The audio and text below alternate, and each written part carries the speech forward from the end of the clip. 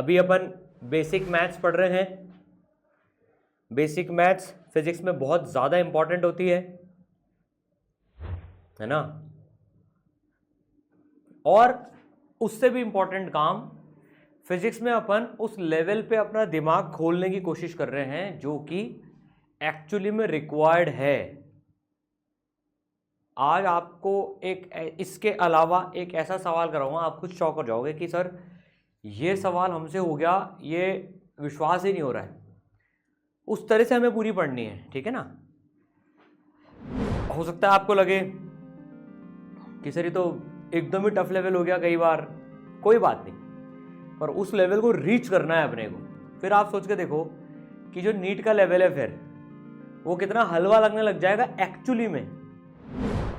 भाई जो आदमी माउंट एवरेस्ट ही चढ़ गया हो, वो छोटे मोटे पहाड़ तो डेली लेवल पे चढ़ लेता होगा, लेकिन अगर किसी को घर की सीढ़ियां चढ़ने में जोर आता है या किसी को घर की सीढ़ियां ही चढ़ाई जाए रोज सिर्फ, और फिर एक्चुअल पेपर के दिन बोला जाए चल अब वेस्टर्न घाट्स पे चढ़ जा अब, तो भैया बैंड तो बजेगी ही सही। तो अपन प्रैक्टिस ही माउंट एवरेस्ट की करेंगे तो अपने आप जो छोटे छोटे पहाड़ हैं वो तो यूं ही अपन साफ करते हुए चलेंगे, है ना। चलो, तो भाई क्या सवाल था। One of the very beautiful question कि एक छिपकली को क्यूब के अंदर में एक कोने से दूसरे कोने जाना है। जैसे आपका जो कमरा है, आप अपने अपने कमरों में बैठे हुए हो, आपका कमरा भी एक क्यूबॉइड होगा, है ना। मोस्टली तो क्यूबॉइड ही होता है, क्यूब नहीं होता है, पर अपन ने क्यूब ले लिया। उसमें आप विजुलाइज करो एक कोने से, भाई एक कोने से दूसरे कोने पर छिपकली को जाना है। अब छिपकली कांट फ्लाई, है ना। तो कल हमने, और मिनिमम रास्ता ढूंढना है हमें छिपकली के लिए, तो कल हमने एक रास्ता क्या देखा था भाई, वो 4 metre 4 metre 4 metre, right. Total मिला के कितना, 12 मीटर। वन पाथ, एक पाथ क्या देखा था हमने, वन पाथ। भाई इसको अगर अपन ए बी बोल दें, इसको सी बोल दें, ये पी हो गया, तो ए बी फिर बी सी फिर सी पी, ए पी पहुंच जाएगी वो, तो 4 + 4 + 4 = 12 मीटर। तो भाई जो सेकंड रास्ता A B plus B P, direct आपने उसको यहां से भेजा, फिर एक रास्ते में छिपकली को सीधा यहां से यहां भेज दिया, एक दीवार की डायगोनल के अलोंग भेज दिया आपने बेसिकली, है ना। तो ए बी कितना है, 4 metre, very good, plus B P कितना है, 4√2। अब ये पाइथागोरस से करेंगे तो 4√2 आ जाएगा ये, तो ये हो गया 4√2। तो ये 12 से तो कम आ रहा है, कितना आ रहा है ये, लगभग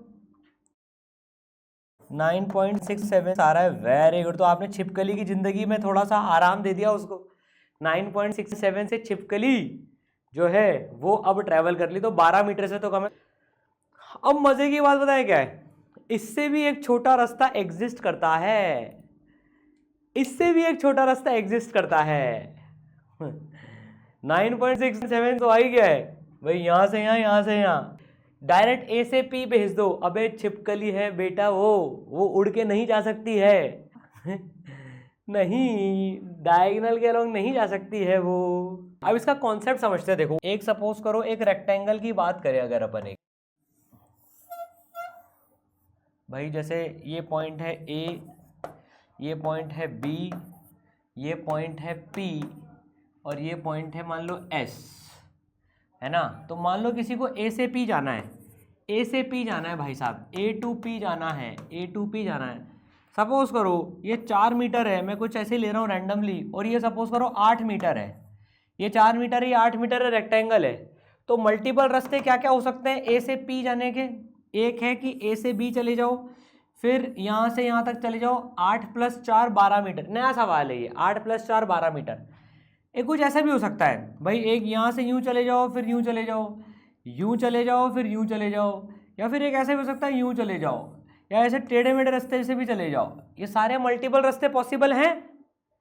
इन सारे रास्तों में सबसे शॉर्टेस्ट कौन सा है, रेक्टेंगल में एक पॉइंट से दूसरे पॉइंट पे अगर पहुंच रहे हैं तो सबसे छोटा रास्ता जो है, सबसे छोटा रास्ता डायगोनल होती है। डायगोनल एक रेक्टेंगल में 2 डायमेंशन फिगर में डायगोनल होती है, अब देखो इस छिपकली के साथ भी अपन कुछ ऐसा ही काम करने वाले हैं। इस क्यूब को इमेजिन करो, इस क्यूब को इमेजिन करो, इस क्यूब को इमेजिन कर रहे हो आप, है ना।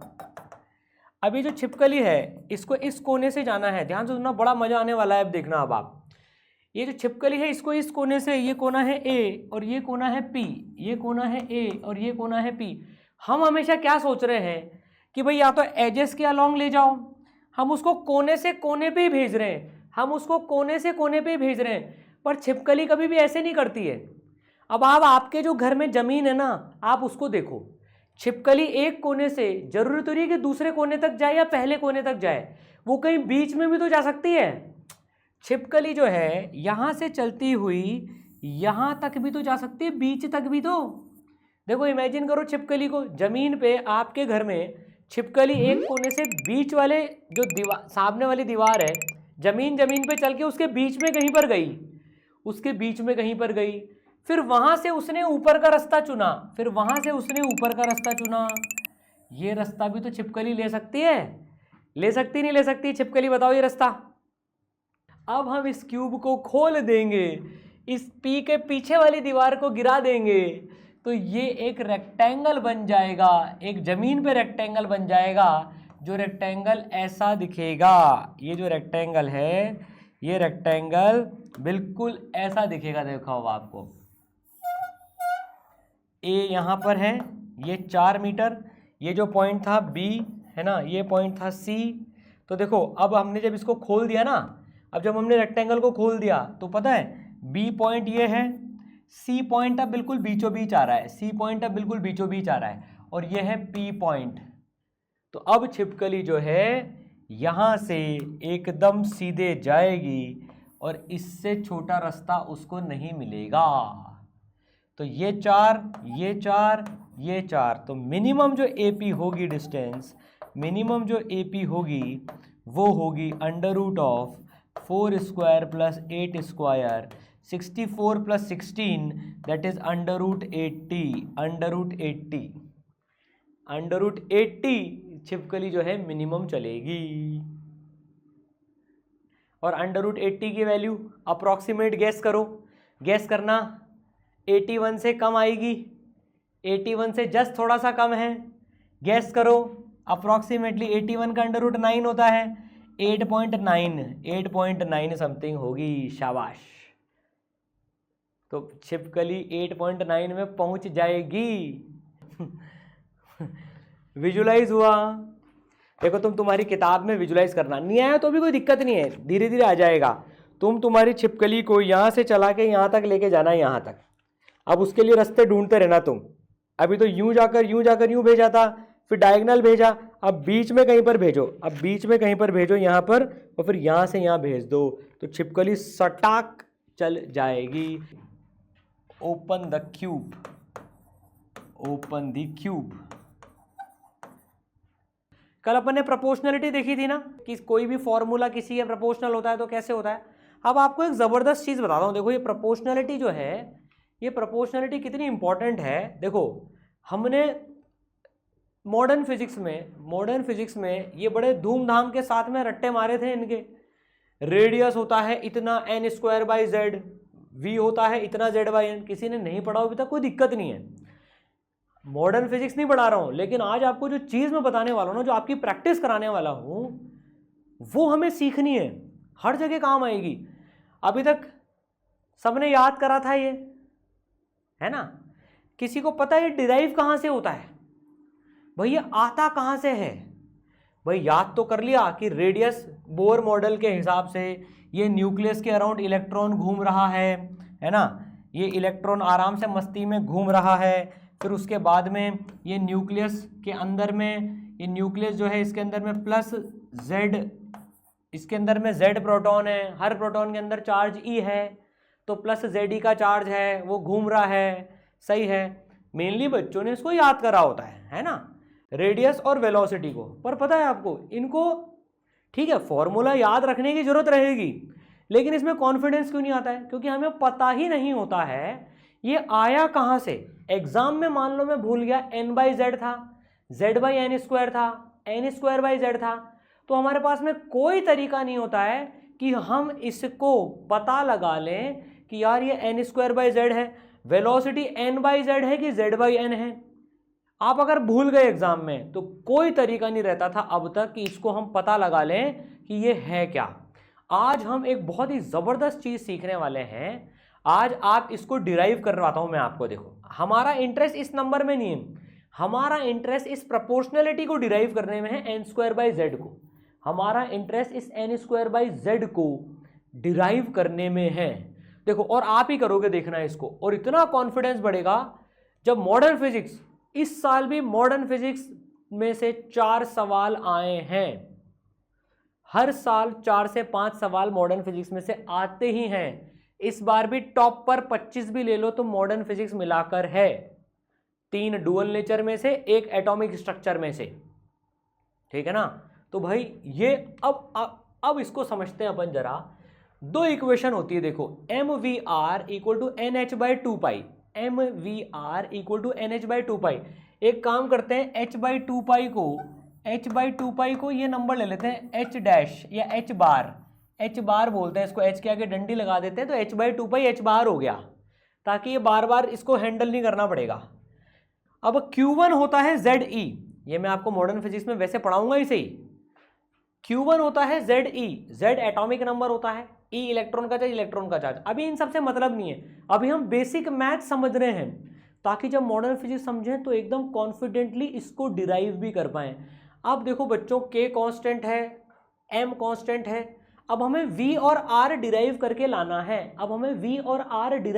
लाना है, तो देखो हमारे पास में 2 इक्वेशंस पड़ी हैं यहाँ पर, mvr बराबर nh बार, है ना, और K z e² upon r² is equal to mv²/r।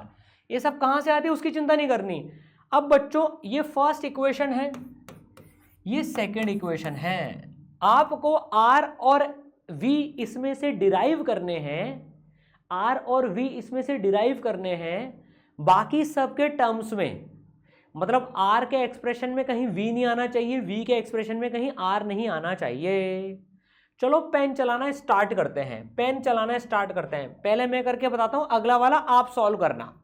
देखो भाई, इसमें mvr इक्वल टू nh बार है ना, ठीक है, चलो कोई दिक्कत नहीं है। अब यहां पर से एक r और एक r उड़ा दो एक बार को, तो एक r और एक r उड़ा दो यहां पर, तो इस यहां से r की वैल्यू निकाल कर यहां पटक देते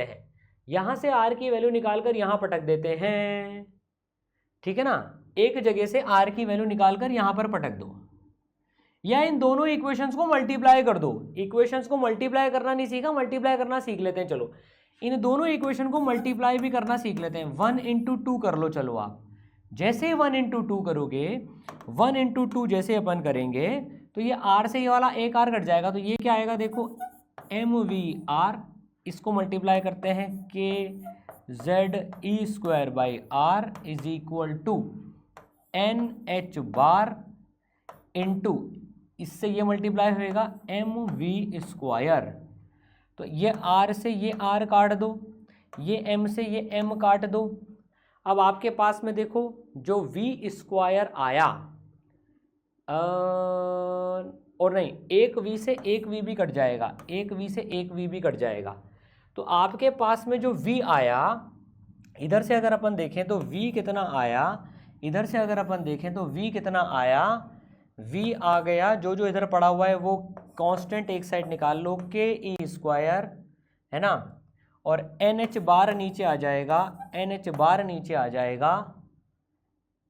z ऊपर बचा हुआ है, n को z के नीचे ले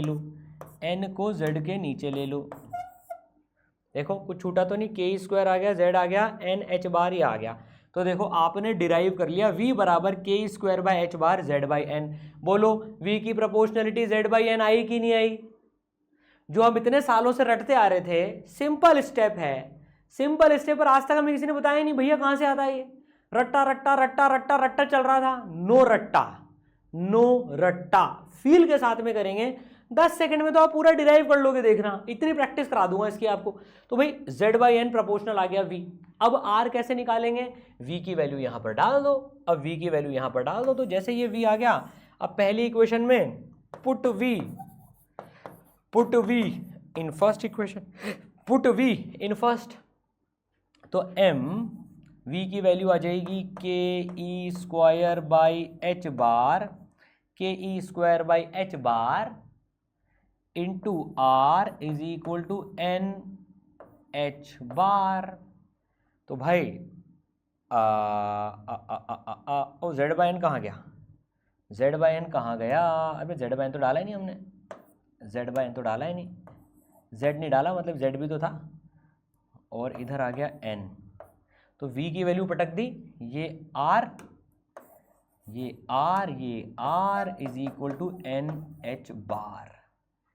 अब r की वैल्यू, कांस्टेंट सब एक साइड हटा दो आप, अगर कांस्टेंट सब एक साइड हटा दो अगर आप, तो देखो कांस्टेंट को छोड़ो, n स्क्वायर और नीचे z आ गया, तो r proportional to n square by z।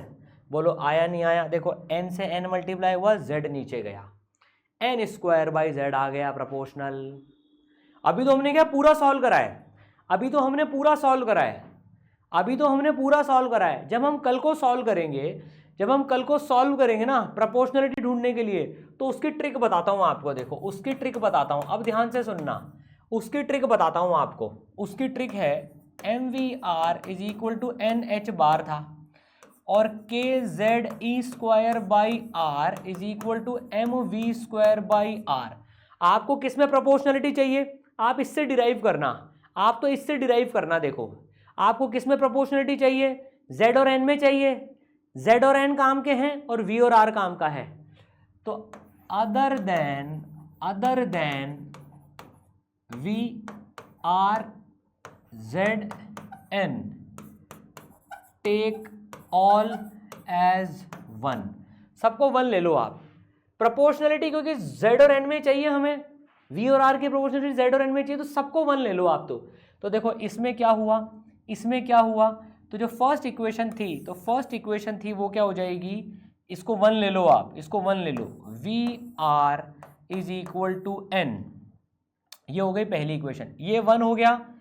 Z E square भी वन ले लो, ठीक है, Z by R is equal to M one ले लो, वी स्क्वायर बाई, या आर स्क्वायर था, वी स्क्वायर बाई आर। अब आप इन दोनों को सॉल्व करो, आपके लिए ये फर्स्ट इक्वेशन है और ये सेकंड इक्वेशन है आपके लिए। अब आप इन दोनों को सॉल्व करके v और r निकालो। चलो तो ये नोट कर लो, फिर इन दोनों को सॉल्व करके अब आप खुद v और r की प्रोपोर्शनलिटी खुद के कॉन्फिडेंस के लिए सॉल्व करो। चलो फाइनल आपको यहां तक पहुंचना है, r बराबर n स्क्वायर बाई z पे पहुंचना है, और v बराबर z बाई n पे पहुंचना है आपको। फाइनल आंसर यहां पर पहुंचना है।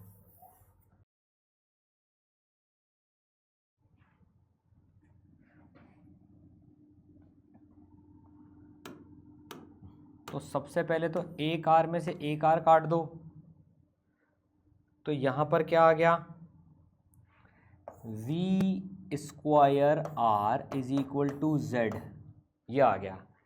देखो एक लाइन में सॉल्व करते हैं इसको अपन। अब वी आर बराबर n है और वी स्क्वायर आर बराबर z है।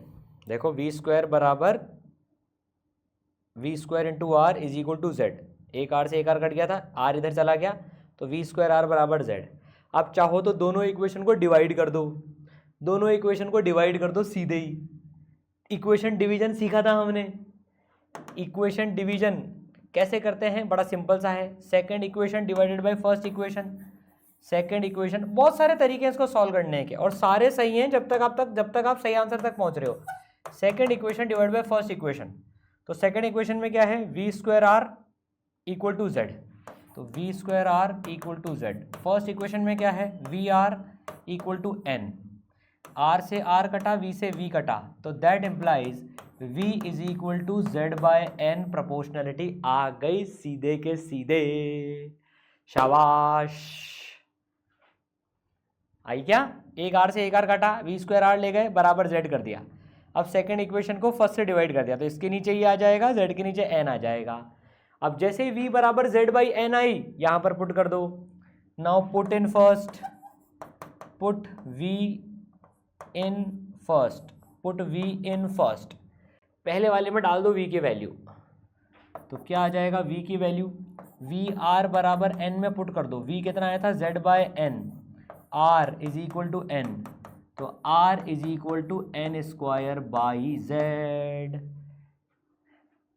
सर बिना मॉडर्न फिजिक्स पढ़ाए आपने ये पूरा डिराइव करवा दिया। सोचो मॉडर्न फिजिक्स जब अपन पढ़ेंगे ना, तो इसमें फिजिक्स से इस डेरिवेशन तक की जरूरत नहीं पड़ेगी। जब मॉडर्न फिजिक्स पढ़ेंगे तो उसमें तो अपन पूरा ही फील से कर लेंगे। देखो आपको ये नो रट्टा फिजिक्स की फील से बताता हूं। देखो आपको थोड़ा सा अभी आपको जो ना मजा आ जाएगा, आप बोलोगे सर आज तक ऐसे सोचा ही नहीं। आप ध्यान से सुनना, देखो जितना समझ में उतना ठीक है, ये फील आपको अलग लेवल पे ले जाएगी। देखना n नंबर ऑफ शेल होता है, ये पॉजिटिव चार्ज और ये नेगेटिव चार्ज जो है आपस में एक दूसरे को अट्रैक्ट करते हैं, ये तो हमें पता है। Positive negative attract each other, positive negative attract each other. Nucleus में पॉजिटिव चार्ज भरा हुआ है, इलेक्ट्रॉन के पास नेगेटिव है, उसको अपनी तरफ खींच रहा है। अब आप सपोज करो मेरे को किसी को अपने पास खींच रहे हैं। सर नालायक को, मेरी तो शादी भी हो चुकी, पर ठीक है। न्यूक्लियस को अपने पास किसी को खींचना है, वो अपना जेड यूज कर रहा है, जेड प्रोटॉन्स है उसके पास में, उससे खींच रहा है वो इलेक्ट्रॉन को। अब आप सोच के देखो, अगर मैंने मेरा जेड बढ़ा लिया, मैं न्यूक्लियस हूं, मैंने मेरा पॉजिटिव चार्ज बढ़ा लिया, तो मैं इलेक्ट्रॉन को ज्यादा तेजी से खींचूंगा कि धीरे खींचूंगा? चलो बताओ।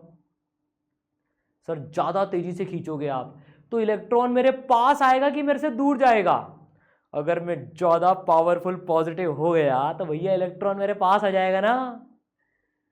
तो अगर मैंने Z बढ़ा दिया, अगर मैंने Z बढ़ा दिया, अगर मैंने Z बढ़ा दिया, अगर मैंने Z बढ़ा दिया, तो मैंने खींच बढ़ा दी, इसका मतलब R को कम होना पड़ेगा। बोलो तो बताओ R के एक्सप्रेशन में Z न्यूमरेटर में आएगा कि डिनोमिनेटर में आएगा? बताओ चलो। अगर Z बढ़ाने से R कम हो रहा है तो इनवर्स प्रोपोर्शनलिटी हो गई, इसलिए R के उसमें Z डिनोमिनेटर में आ रहा है। बोलो फील आई क्या? Z बढ़ने से R कम हो जाएगा, इसलिए Z डिनोमिनेटर में आ रहा है। अब दूसरी बात करते हैं N की। ये सबको फील आ गई, Z बढ़ाया, ज्यादा तेज खींच रहा हूं तो इलेक्ट्रॉन मेरे पास आ गया, तो R उसका रेडियस कम हो गया। यही तो रेडियस है, यही तो रेडियस है, कितना दूर है वो, यही तो रेडियस है। अब आप दूसरी बात सुनना, बोर ने क्या बोला था कि भाई ये शेल्स जो है, ये मैं मॉडर्न फिजिक्स आपको थोड़ी सी पढ़ा भी रहा हूं, थोड़ी सी नहीं भी पढ़ा रहा हूं अभी, क्योंकि ये तो जितनी बार पढ़ेंगे टॉपिक उतना बेनिफिशियल है नीट के लिए, जेई के लिए, दोनों के लिए सुपर डुपर इंपॉर्टेंट है। केमिस्ट्री में भी आता है, फिजिक्स में भी आता है, सबसे इंपॉर्टेंट चैप्टर है ये। इसकी तो जितनी बार फील ली जाए उतना कम है। अब आप देखो ये, अब आप सोच के देखो, एक बिल्डिंग में फ्लोर है, first floor, second floor, third floor, fifth, fourth floor. ये फ्लोर को एन से डिनोट कर रहे हैं अपन, एन से। तो आप जितने, आप ग्राउंड फ्लोर से अगर अपना डिस्टेंस मेजर करोगे तो आप जितने ज्यादा वाले फ्लोर पे जाओगे उतना डिस्टेंस बढ़ेगा नहीं बढ़ेगा? अगर मैं 5वें फ्लोर पे गया और फिर मैं 7वें फ्लोर पे गया, मेरा डिस्टेंस बढ़ेगा नहीं बढ़ेगा? तो मतलब आर एन बढ़ेगा, मतलब एन बढ़ेगा, मतलब एन बढ़ेगा तो आर बढ़ेगा, एन बढ़ेगा तो आर बढ़ेगा। इसका मतलब एन न्यूमरेटर में आना चाहिए, एन न्यूमरेटर में आना चाहिए, तो एन न्यूमरेटर में आ रहा है। आ गई ना फिजिक्स की व्हील? अरे नालायक को अभी कहां से आ गई? तो पूरी दी नहीं। आपका क्वेश्चन ये होना चाहिए, सर फिर ये 2 क्यों बैठा है खोपड़ी पे? चलो पहले एक तो बताता हूं। देखो एन बढ़ेगा, एन बढ़ेगा, एन बढ़ेगा तो इलेक्ट्रॉन ऊपर वाले माले पर जाता जा रहा है, तो वैसे भी दूरी बढ़ गई नहीं बढ़ गई? यार आप 5वें माले पर हो और आप 10वें माले पर हो, आपकी दूरी डबल हो जाएगी नहीं हो जाएगी ग्राउंड फ्लोर से? तो डायरेक्टली प्रोपोर्शनल टू एन हो गया ना? अरे हुआ कि नहीं हुआ? लेकिन अभी पिक्चर बाकी है। ये डायलॉग बहुत जबरदस्त है, पिक्चर बाकी है। है ना, अभी बाकी है, ध्यान से सुनो। अब क्या हुआ भाई साहब, दूरियां बढ़ने से एक फैक्टर और हो गया, लॉन्ग डिस्टेंस रिलेशनशिप ज्यादा लंबी नहीं चल पाती ना, जैसे वैसे क्या हुआ, इलेक्ट्रॉन 5वें माले से 10वें माले पर गया तो एक और चीज हुई, एक और डबल फैक्टर लगा। पता है क्या? क्योंकि मेरी जो फोर्स थी, कूलम की फोर्स थी, वो दूरी पे डिपेंड कर रही थी, तो इलेक्ट्रॉन दूर गया तो मैंने, न्यूक्लियस ने उसको खींचना भी कम कर दिया, डबल मार पड़ गई। दूर जाने के चक्कर में तो दूर गया, लेकिन दूर जाने के चक्कर में एक और साइड में से चीज हो गई, मैंने उसको खींचना भी कम कर दिया तो वो और दूर चला गया। दूर जाने के चक्कर में तो दूर गया ही सही, लेकिन वो दूर जाने के चक्कर में मेरी खींच भी कम हो गई तो वो और दूर चला गया। तो इनडायरेक्टली भी n बढ़ाने से r बढ़ गया, एक तो डायरेक्टली बढ़ा, एक इनडायरेक्टली बढ़ा।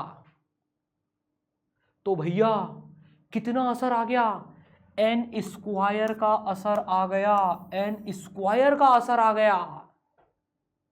फील आई क्या? इसका मैं एग्जांपल आपको बताता हूं। मान लो आपने मस्ती करी, आपकी मम्मी ने आपकी मस्ती के प्रोपोर्शनल आपको चाटे धर दिए, 3 चाटे लगा दिए आपको, मान लो मम्मी ने टपाक टपाक टपाक 3 चिपका दी, तो आपने 3 की मस्ती करी, मम्मी ने 3 चिपका दी, लेकिन पापा भी वहीं खड़े थे। पापा ने देखा मम्मी ने 3 चिपकाए, इसका मतलब इसने मस्ती करी है, तो पापा ने भी मम्मी के बराबर ही 3 टपाक टपाक टपाक चिपका दी। आपने मस्ती 3 करी थी, पर आपको जो इफेक्ट है वो 2 बार मिला नहीं मिला। एक दिन मम्मी ने 4 चिपकाई, पापा ने कहा अच्छा तूने 4 गुना मस्ती करी है, मैं भी तेरे को 4 गुना ज्यादा पनिशमेंट दूंगा। अब मम्मी पहले ही दे चुकी, तो 4 मम्मी ने दिया और 4 गुने का 4 गुना पापा ने दिया, तो 16 गुना मिला मुझे 4 गुना मस्ती करने पर। 3 गुना मस्ती करने पर 9 गुना मिला टोटल मिला के। तो समझ में आ रही है बात सबको ये? इसीलिए n स्क्वायर ऊपर आता है। फिजिक्स वही जो दीवाना बना दे। अब आपको कहीं से कहीं तक कुछ रटने की जरूरत नहीं है, आपको एग्जाम में भी पूरी फील होगी भैया ऊपर n स्क्वायर आता है नीचे z आता है। इस तरीके से अपन पूरी मॉडर्न फिजिक्स पढ़ने वाले, कुछ रटने की जरूरत नहीं है। और इसमें भी फील है, इसमें भी फील है, इसकी मैं मॉडर्न फिजिक्स में बताऊंगा आपको, इसकी मॉडर्न फिजिक्स में बताऊंगा। एनर्जी में भी फील है, एनर्जी क्यों z square by n square आती है, वो भी मॉडर्न फिजिक्स में। ठीक है, अभी इतनी बहुत है। एडवांस पता है कहां पर लेके जाता है? देखो आज तक नीट में नहीं हुआ, जेई मेन में नहीं हुआ है ये सवाल, लेकिन इस बार जो नीट में सवाल आया था उसने थोड़े से साइन दे दिए कि वो अगले साल ऐसा सवाल बना के दे सकता है। मैं सही बता रहा हूं बच्चों, मेरी जो गट फीलिंग अंदर की कहती है 3 साल के अंदर अंदर अगर नीट का सेम पेपर आता है, अगर नीट का सेम पेपर आता है तो ये जो मैं सवाल आपको कराने वाला हूं ये आएगा, क्योंकि मॉडर्न फिजिक्स का बहुत अच्छा प्रोफाइल है और इसमें कैलकुलेशन ज्यादा नहीं होती पर अंडरस्टैंडिंग लगती है। और ये अभी तक जे एडवांस ही पूछता है, ये अभी तक जे एडवांस ही पूछता है।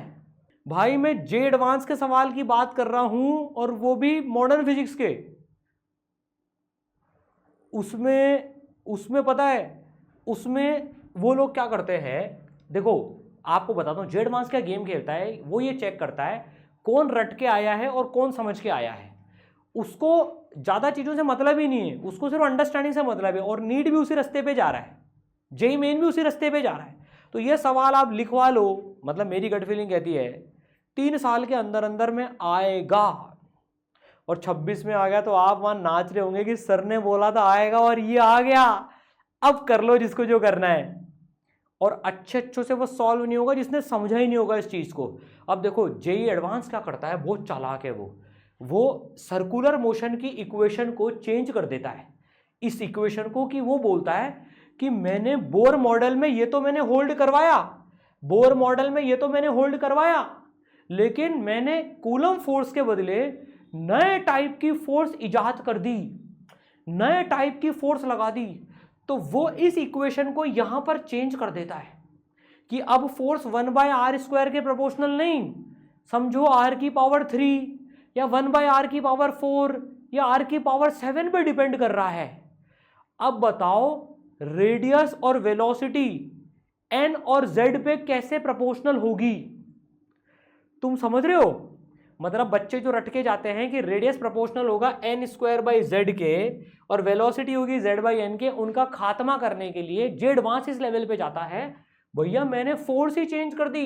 ये जो फोर्स है इसको मैं ये नहीं करके दूसरी देता हूं। अब ये रहा as it is JEE advance का सवाल। मैं जो ऑफिशियल पेपर है उसका स्क्रीनशॉट लेके आया हूं बच्चों आपके लिए, ताकि कोई हम टाइपिंग मिस्टेक वगैरह और कुछ नहीं, जो वेबसाइट से डाउनलोड करके बाकायदा जेई की बहुत प्यारी वेबसाइट है एडवांस की, उसमें हर पेपर देते हैं, वो पिछले 20 सालों के पेपर हैं उसमें, वहां से अभी 2024 के पेपर 1 में सवाल आया। मैं आपको सवाल समझाता हूं क्योंकि आपने मॉडर्न फिजिक्स अभी नहीं पढ़ी है, और ये मल्टीपल करेक्ट है, ये 1 और मोर देन 1 करेक्ट है, लेकिन हमें उससे मतलब नहीं है। अब मैं सवाल बताता हूँ, देखो लैंग्वेज कितनी बड़ी है। अब ये क्या बोल रहा है, लेकिन जिसने पढ़ा है ना उसने 1 मिनट के अंदर अंदर में उसने सवाल सॉल्व कर लिया होगा, और मैं ये आपसे ही सॉल्व कराऊंगा। पहले मैं सवाल समझा देता हूं, देन ये आपको ही सॉल्व करना है। ये मॉडर्न फिजिक्स पढ़ने के बाद अपन करेंगे ये वाला पोर्शन एनर्जी का, उसके लिए पूरी फिजिक्स मेरे को पढ़ानी पड़ेगी, इसको छोड़ देते हैं। अपन सिर्फ ए और बी पे फोकस करेंगे अभी। ए और बी ऑप्शन पे, सी भी निकल जाएगा वैसे तो, पर अभी अपन ए और बी पे फोकस करते हैं, क्योंकि मॉडर्न फिजिक्स अपन ने पूरी नहीं पढ़ी है ना, रोटेशन पढ़ा है अपन ने पूरा अभी, ठीक है ना, इसलिए ए और बी पे फोकस करेंगे। आप चाहो तो सी भी निकाल सकते हो, पर पहले ए और बी पे फोकस करते हैं, मेन तो यही, उसके बाद ये तो चुटकी बजाते आ जाएंगे फिर तो। पहले अब देखो, अब आप ये बोल रहा है कि भाई एक पार्टिकल है मास m का जो सर्कल में घूम रहा है under the influence of central force, force है -kr है। अब इसने कूलम लॉ हटा के सेंट्रल फोर्स -kr कर दी, जिसकी पोटेंशियल एनर्जी kr²/2। इसको छोड़ दो अभी के लिए एक बार को, क्योंकि ये यहां काम आएगा। के पॉजिटिव कांस्टेंट है, r is radial distance from origin, radius है मतलब r।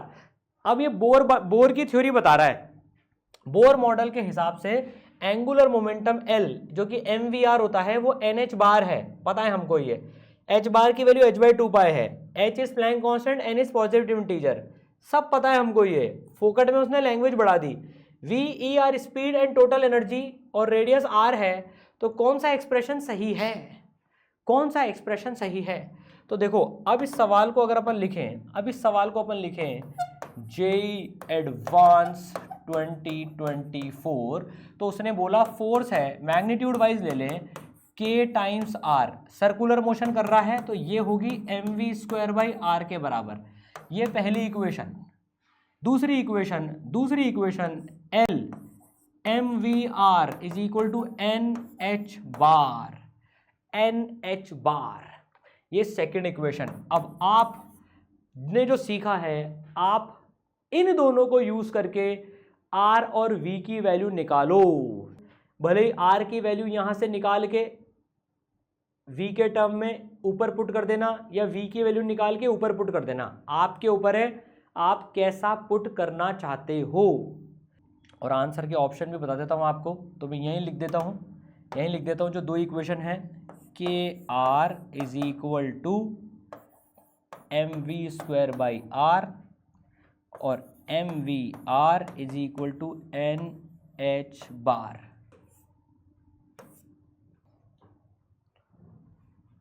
और जिनका दोनों आ गया ना वो सी भी कर सकते हैं चाहे तो, मतलब वो v और r की वैल्यू a और b ऑप्शन में से डाल देंगे, मतलब l इसके बराबर है ना, तो l मतलब पहली और दूसरी इक्वेशन को डिवाइड भी करेंगे तो भी c भी आ जाएगी।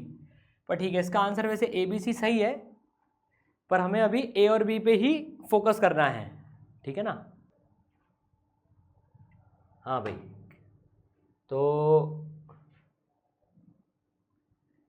कौन कॉपी दिखाएगा जिसके दोनों आ गए? एक बार कोई भी, एनीवन? चलो पॉलमी जी, ठीक है, रुक जा बेटा। हाँ, कॉपी बताओ।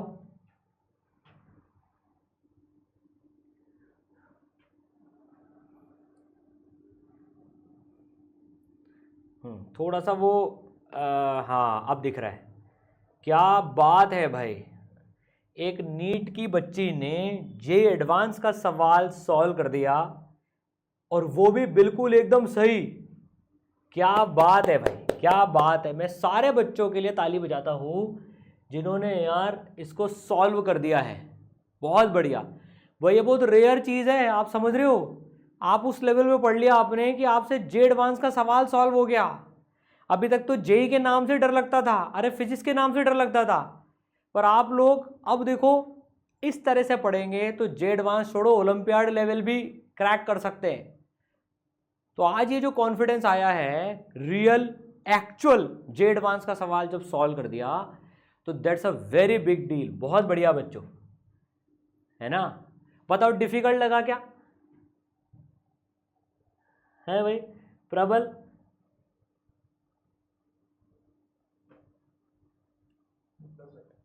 जे एडवांस का सवाल डिफिकल्ट लगा क्या? नहीं सर। तो यार तुम नीट के बच्चे हो ना तुम? हाँ सर। ऐसा तो नहीं जेई के बच्चे हो चुपके से नीट की क्लास में बैठ रहे हो? तो एक बात बता, तेरे को कैसे जे एडवांस का सवाल टफ क्यों नहीं लगा? भाई मैं तो लिखा था उसमें जे एडवांस 2024 क्वेश्चन है वो तो। सर आपने कॉन्सेप्ट इजी कर दिया था। तो मतलब अगर अपन फिजिक्स को कॉन्सेप्ट से पढ़ें तो तुम निपटा लोगे टफ से टफ सवाल? हाँ सर। पक्का? हाँ सर। तूने नीट 2025 दिया था क्या बेटा? हाँ सर। तो अब 25 के लिए जो फिजिक्स पढ़ी थी, जैसे मॉडर्न फिजिक्स की बात करें तो क्या इसी तरह से पढ़ी थी क्या? मतलब कि एकदम समझ के फील लेकर, नहीं सर। या फॉर्मूले का रट्टा मारा था आर और वी का? फॉर्मूले का रट्टा मारा था। फॉर्मूले का रट्टा मारा था। तो अब देख, अब तूने फील से पढ़ा और पहले रट्टा मार के पढ़ा था। जे एडवांस का सवाल जब तू पेन से सॉल्व कर रहा था तो तेरे अंदर का कॉन्फिडेंस कैसा था? सर अभी तो बहुत ज्यादा कॉन्फिडेंस था। पहले जब मतलब नीट का पेपर था उसमें तो मतलब कॉन्फिडेंस खत्म ही हो गया था तब तक। जब तक मतलब फिजिक्स स्टार्ट किया तब तक कॉन्फिडेंस खत्म हो गया। तो तू समझ रहा है, मैं तेरे मुंह से ये सुनना चाह रहा हूं कि अभी एकदम से कॉन्फिडेंस कैसे बढ़ा? सर समझ में ज्यादा आने लगा। समझ में ज्यादा क्यों आने लगा पता है? क्योंकि अब तुम लोग ने वो माइंडसेट बना लिया है कि फिजिक्स को फिजिक्स की तरह से ही पढ़ना है। आज मैं तुम लोगों में जो चेंज देख रहा हूं ना बच्चों में, सब में बता रहा हूं ये बात, नहीं तो मजाक की बात नहीं है। 50% ऑफ द क्लास के हैंड्स अप हैं जिन्होंने जे एडवांस का सवाल क्रैक कर लिया। ये मजाक नहीं है भाई, जे एडवांस के बच्चों से ये सवाल क्रैक नहीं हुआ था जो तुम लोगों ने क्रैक कर लिया। मतलब तुम लोगों में एक हफ्ते में तुम चेंज देख रहे हो। मतलब मेरे लिए सबसे बड़ी बात क्या है कि तुम लोग अब फिजिक्स को फिजिक्स की तरह से पढ़ रहे हो और टफ सवाल को देखकर डर नहीं रहे हो। You are facing it very boldly.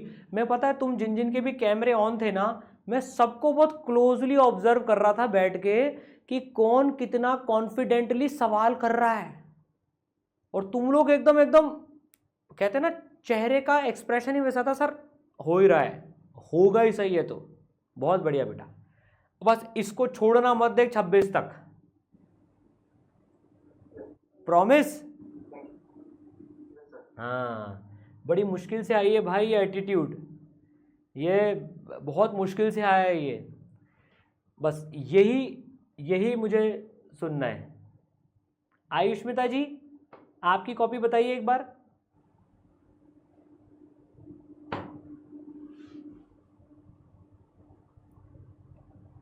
Sir copy दिखाओ। हाँ कॉपी बताओ।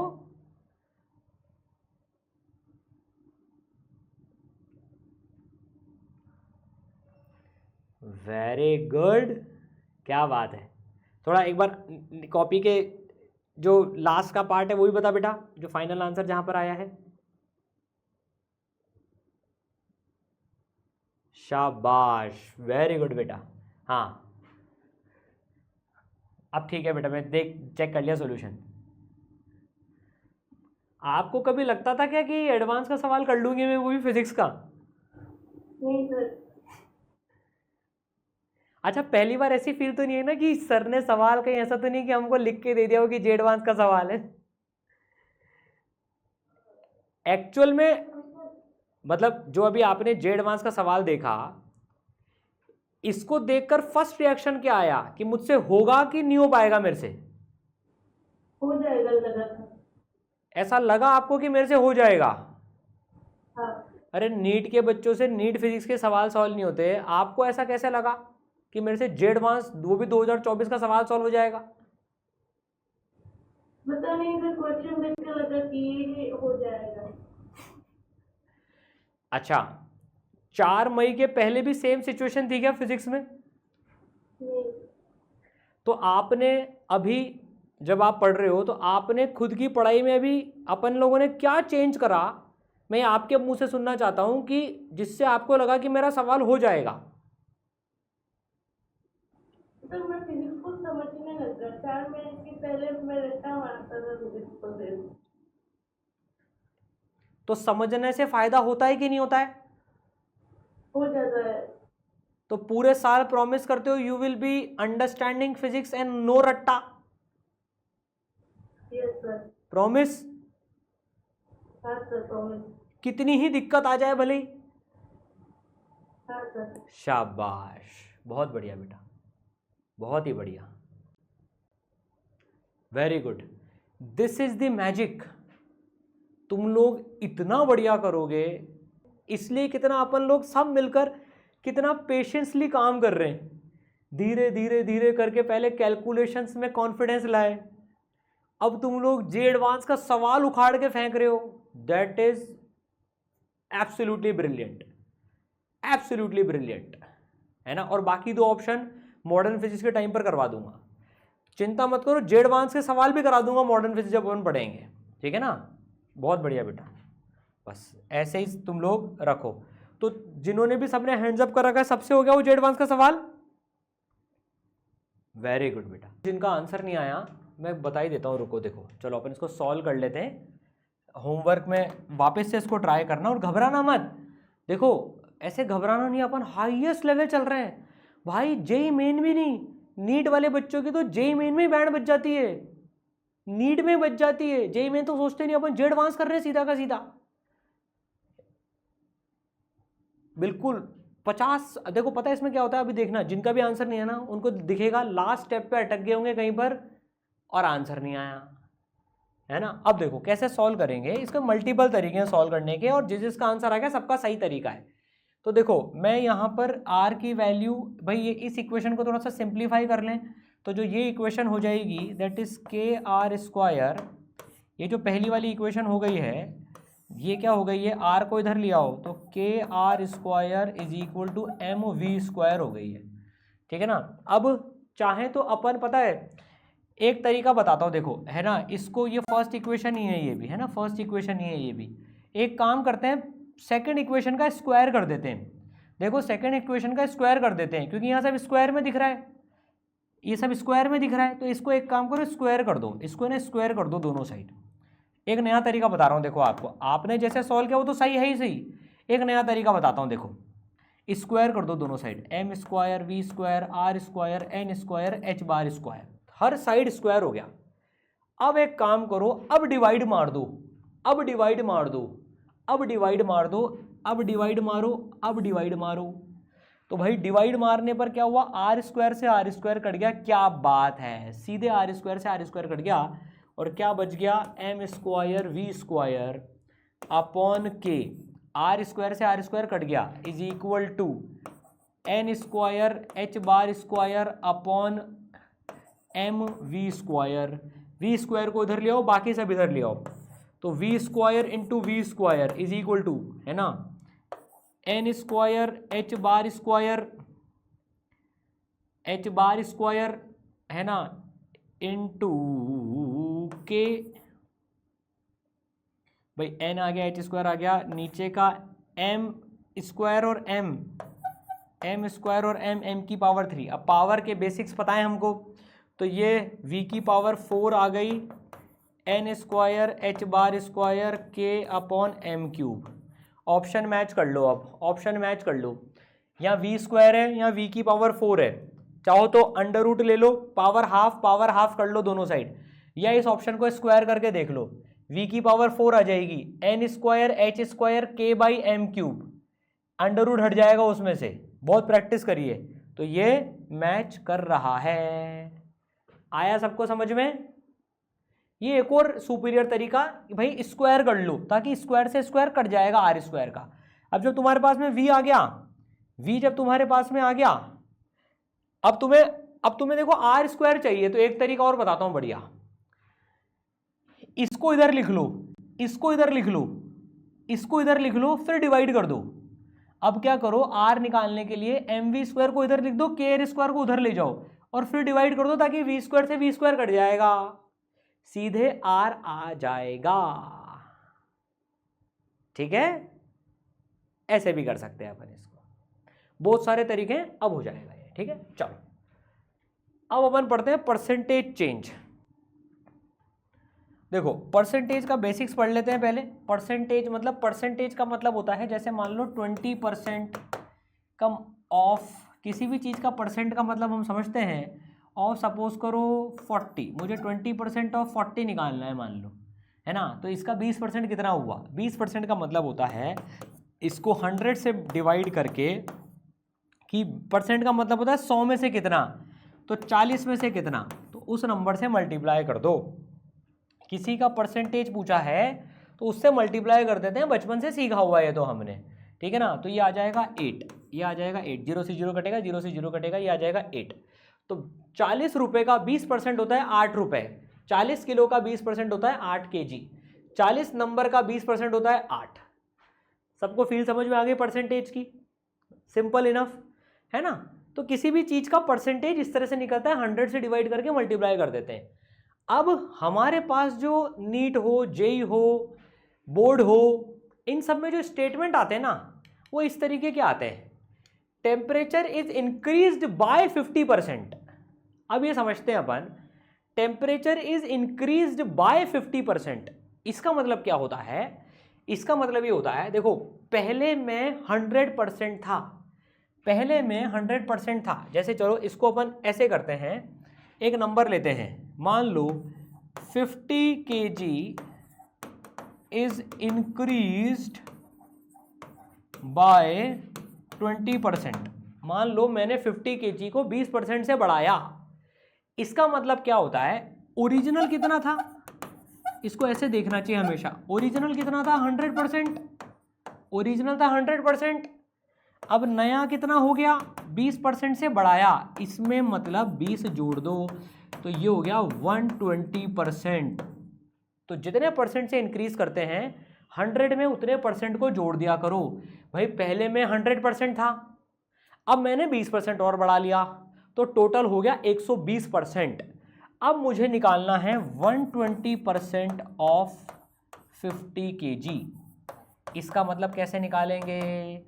तो 120 डिवाइडेड बाय 100 इंटू 50, तो दैट विल बी, ये हो जाएगा 60 kg आंसर आ गया। वापस से बताता हूँ, 50 kg पहले किसी का मास था, उसको हमने 20% से बढ़ा दिया। ओरिजिनल हमेशा 100% मान के चलो, 20% से बढ़ा दिया तो उसमें ऐड कर दो और फिर उसका परसेंटेज निकाल लो। क्लियर हो गई बात सबको? अगर डिक्रीज आता तो माइनस करते, तो यहां प्लस के बदले माइनस आ जाता। अब अगर ये यहां पर 50 kg इज डिक्रीज आ जाता, 50 kg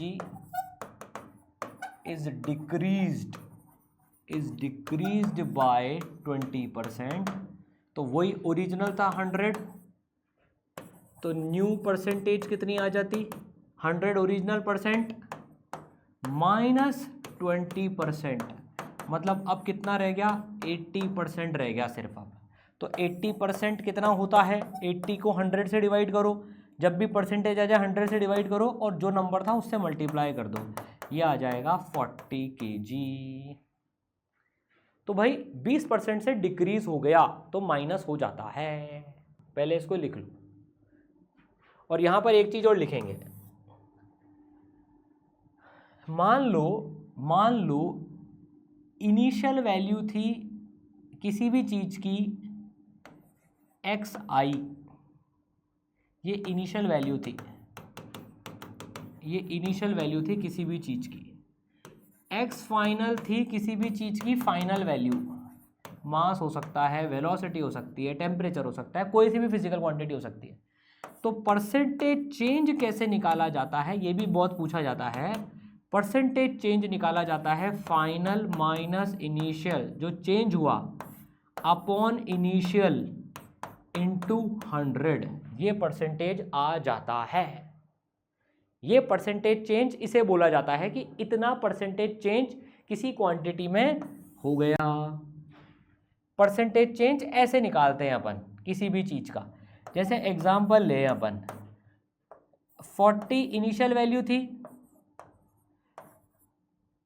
50 फाइनल वैल्यू हो गई किसी की, या 40 इनिशियल वैल्यू थी, फाइनल वैल्यू हो गई सपोज करो 60, 50 भी ले सकते हैं, कुछ भी ले सकते हैं। अब हमें परसेंटेज चेंज निकालना है, तो परसेंटेज चेंज कितना चेंज आया, that will be equal to, final value कितनी थी 60, इनिशियल कितनी थी 40, इतना चेंज आया। इनिशियली कितनी थी 40 into 100, that is equal to 50%। तो 50% इंक्रीज हो गई वैल्यू अगर 40 से 60 गए तो मान लो तुम्हारे 40 नंबर से 60 नंबर बढ़ गए, इसका मतलब तुमने 50% का जंप कर लिया, 50% इंक्रीज कर लिया तुमने तुम्हारे मार्क्स। ठीक है, चलो, दो कॉन्सेप्ट होते हैं इसमें, परसेंटेज चेंज और इंक्रीज और डिक्रीज।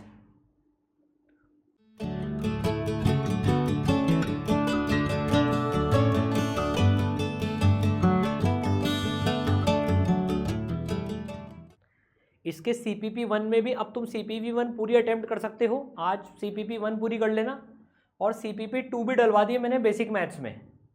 तो CPP 1 और CPP 2 आज के लिए दोनों होमवर्क हैं वो, ठीक है ना, CPP 1 और CPP 2।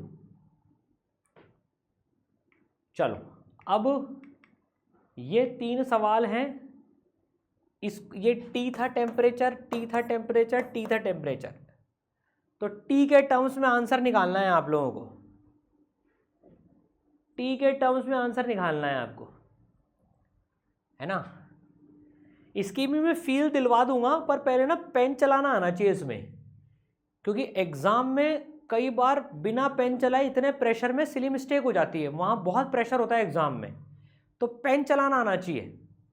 तो अब टेम्परेचर T इंक्रीज कर दिया 50% से, तो फाइनल कितना हो जाएगा, तो आपको इसमें फाइनल निकालनी है वैल्यू, फाइनल वैल्यू निकालनी है in terms of T, in terms of T, ठीक है, final value in terms of T, है ना। तो तीनों निकाल लो, एक में 50 से करा, एक में 100 से करा, और एक में 50 से डिक्रीज किया है, ठीक है ना। और इसके बाद फिर इसके बाद चौथा ये कर लेना, find percentage change, find percentage change, सब में परसेंटेज चेंज निकालना, किसी में पॉजिटिव आएगी किसी में नेगेटिव आएगी, है ना। जैसे मान लो अगर कोई वैल्यू 50 से 75 हो गई, कोई वैल्यू 100 से 40 हो गई, है ना, इसमें नेगेटिव आएगी। कोई वैल्यू m से, या कोई वैल्यू t से 3t/2 हो गई, पहले नोट कर लो, ये होमवर्क में करके लाना है, ये सब में परसेंटेज चेंज निकालना है। कोई वैल्यू t से t/2 हो गई, ठीक है। फिर इसके बाद में तो ये A पार्ट, ये B पार्ट, ये C पार्ट, ये D पार्ट, ये E पार्ट, 2t से t हो गई कोई वैल्यू, मुझे प्लस और माइनस में बताना परसेंटेज चेंज कितना आना है। Final minus initial upon initial into 100, वो करके निकलेगा ये सारा का सारा, है ना। फिर 3t/2 से ये सब आता है, फाइंड परसेंटेज इंक्रीज और सब कुछ है। 3t/2 से t/2 हो गई, 4t से 3t हो गई, ठीक है। सब में परसेंटेज निकालना है, एक बार नोट कर लो फटाफट फटाफट ऐसे क्वेश्चंस, फिर सॉल्व कर लेना इनको होमवर्क में। ये बता देता हूं पहले मैं, टेम्परेचर को 50% से इंक्रीज करा है, टेम्परेचर को 50% से इंक्रीज करा है, तो ओरिजिनल था 100%, इंक्रीज मतलब प्लस होगा, इंक्रीज मतलब प्लस होगा, 100 plus 50% that is equal to 150%, that is equal to 150 by 100 into T, 0 से 0 कटेगा तो ये आ जाएगा 3/2t। तो पहले वाले का आंसर आ गया 3/2t, 50% से इंक्रीज कर दिया। इसमें 100% से इंक्रीज करा है, तो 100 plus 100 is equal to 200% is equal to 200 by 100 into T, that is 2t। तो टेम्परेचर हो गया 2t, डिक्रीज करा है 50% से, माइनस करा 50, ओरिजिनल था 100 तो बच गया 50%, 50% का मतलब होता है आधा, तो फाइनल टेम्परेचर हो गया है T/2, तो फाइनल टेम्परेचर हो गया है T/2, ठीक है। तो 3T/2, 2T एंड T/2, और ये G पार्ट आप निकालना, सारे 1 2 3 4 5 6 7 पार्ट्स हैं। Final minus initial upon initial into 100, final minus initial upon initial into 100, सब में सेम फॉर्मूला लगेगा, और उसको मेहनत करके ट्राई करो। देखो अगर आज मैंने बता दिया फिर तुम्हें आए ना, तो तुम्हारा कॉन्फिडेंस उतना नहीं बढ़ेगा। आज उस सवाल के साथ में थोड़ी कुश्ती लड़ो आज, जिन जिन का नहीं आया, और जिन जिन का आ गया उनको मैं सी और डी पार्ट भी बता सकता हूँ, चाहे तो वो सी पार्ट भी ट्राई कर सकते हैं। एल की वैल्यू NH बार डाल देना, नीचे यहाँ R² की वैल्यू डाल देना, चेक कर लेना आ रहा है कि नहीं आ रहा है ये। और एनर्जी किसी को चेक करनी हो तो एनर्जी मॉडर्न फिजिक्स में पढ़ाऊंगा, वो फिर भी बता देता हूँ यहाँ पर, ये ऑप्शनल है, ये ऑप्शनल है। एनर्जी होती है 12 mv², जो काइनेटिक एनर्जी होती है, plus potential energy. Potential energy इसने यहाँ पे डाल रखी है KR²/2, काइनेटिक प्लस पोटेंशियल होती है, जो कि तुम्हें बाद में मॉडर्न फिजिक्स में पढ़ाऊंगा भी सही। तो v² जो निकाला वो पुट कर देना, R² जो निकाला वो पुट कर देना, चेक करना एनर्जी इतनी आ रही है कि नहीं आ रही है। तो ये आंसर नहीं आएगा। मेहनत करना इस सवाल के साथ में, आज डरना मत, एक बार में नहीं आता है। अगर क्लास में सब कुछ आ रहा है इसका मतलब है कि अभी हमें और लेवल पे जाना है। तो ऐसा नहीं है, कुछ बच्चों को क्लास में कुछ 10% कम आएगा, लेकिन उसकी घर जाकर उसके साथ लड़ाई लड़नी है। मैं आपको लड़ना सिखा रहा हूँ अभी, हमें लड़ना सीखना है अभी, हार मानना नहीं सीखना है। नहीं तो कौन ऐसी हिम्मत कर सकता है भैया Z एडवांस का, वो भी 1 और मोर देन 1 करेक्ट। भैया ये सवाल मतलब 1 और मोर देन 1 करेक्ट है, ये तो नीट तो कभी देखता ही नहीं है इसको, 1 और मोर देन 1 करेक्ट है। तो फिर पार्शल मार्किंग भी थी इसमें, तो इसकी मार्किंग स्कीम दिखाऊंगा आपको, इतनी बड़ी तो मार्किंग स्कीम ही थी। सारे सही किए तो +4, 2 सही किए तो +2, 1 सही किया तो +1, पार्शल मार्किंग होती है इसमें ठीक है। तो इसमें करेक्ट आंसर ABC है ना, जो ट्राई करना चाहे। और जिनकी एक वैल्यू आ गई, मान लो V आ गई, तो वो क्या करना, V की वैल्यू इसमें डाल देना। B ऑप्शन आ गया मान लो, तो V की वैल्यू √ करके इसमें डाल देना, और R निकाल लेना, फिर स्क्वायर कर लेना, या फिर इस इक्वेशन को स्क्वायर करके फिर वैल्यू डालना, स्क्वायर करके फिर वैल्यू डालना, ठीक है। घबराना नहीं है, ये चीज़ ध्यान रखना। पहले हो सकता है तुम ऐसे पढ़ते आए हो कि क्लास में सब समझ में आ रहा है, लेकिन अगर ऐसे हो रहा है इसका मतलब तुम्हारा दिमाग का लेवल ही ऊपर नहीं जा रहा है। ये तो प्योर दिमाग का लेवल ऊपर, क्या मतलब माउंट एवरेस्ट के ऊपर ले जाने वाला क्वेश्चन है ना। अब तुम सोच के देखो, मॉडर्न फिजिक्स में जब तुम नीट के क्वेश्चन फेस करोगे, अबे मैं उसको जब बोलोगे मन से, अबे तेरी क्या औकात है, मैं जे एडवांस सॉल्व करके आया हूँ, क्वेश्चन कैसे फर्क पड़ता है बहुत।